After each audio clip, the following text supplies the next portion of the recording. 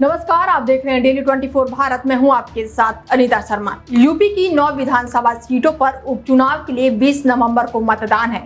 UP उपचुनाव को 2027 का सेमीफाइनल माना जा रहा है, जिसके चलते बीजेपी से लेकर सपा और बसपा ने पूरी ताकत झोंक रखी है। लोकसभा चुनाव के बाद से हो रहे उपचुनाव में सबसे बड़ा दांव ओबीसी समुदाय पर खेला गया है। सपा लोकसभा की तरह उपचुनाव में भी पीडीएफ फॉर्मूले के सहारे उतरी है, तो बीजेपी ने ओबीसी पर दांव खेलकर अखिलेश यादव की रणनीति को काउंटर करने का ताना बाना बुना है।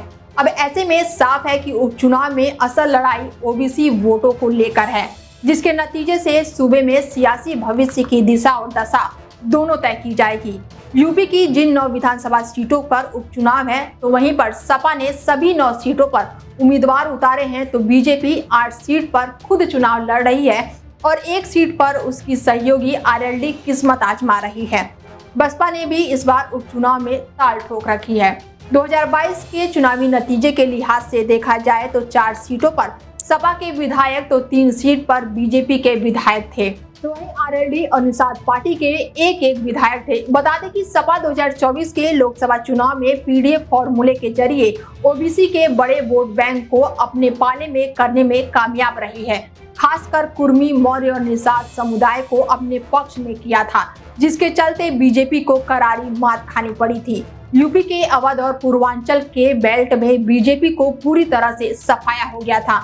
अखिलेश यादव इस बात को समझ चुके हैं कि बीजेपी को मात देना है तो सिर्फ यादव और मुस्लिम वोटों से काम नहीं चलने वाला है। जब तक ओबीसी और दलित समुदाय को जातीय को नहीं जोड़ा जाएगा। इसीलिए लोकसभा चुनाव के बाद अब उपचुनाव में ओबीसी की 3 बड़ी जातियों से प्रत्याशी उतारे हैं, जिसमें यादव, कुर्मी और निषाद हैं। बता दें कि यूपी उपचुनाव में जिस तरह से सभी ने ओबीसी पर दांव खेल रखा है और ओबीसी वोटों को ही साधने की कवायद में है, बीजेपी और सीएम योगी ने जातियों में बटे हिंदू वोटों को एकजुट करने के लिए नारा भी दे दिया है, बटेंगे तो कटेंगे। बीजेपी के इस नारे के जवाब में सपा ने पोस्टर लगाया था, मठाधीश बांटेंगे और काटेंगे, पीढ़ी जोड़ेगी और जीतेगी। इस तरह बीजेपी और सपा के बीच ओबीसी वोटों को साधने की कवायद हो रही है, लेकिन यूपी के भविष्य की दिशा और दशा ओबीसी समुदाय तय करेंगे। यूपी की जिन 9 सीटों पर उपचुनाव है, उस पर ओबीसी वोटर अहम भूमिका में है। ओबीसी जिसके साथ जाएंगे, यूपी में आने वाला वक्त उसी दल का होगा। इसीलिए बीजेपी और सपा ने पूरी ताकत झोंक रखी है। फिलहाल इस खास पेशकश में मेरे साथ इतना ही। देश दुनिया की तमाम बड़ी खबरों के लिए देखते रहिए डेली 24 भारत। नमस्कार।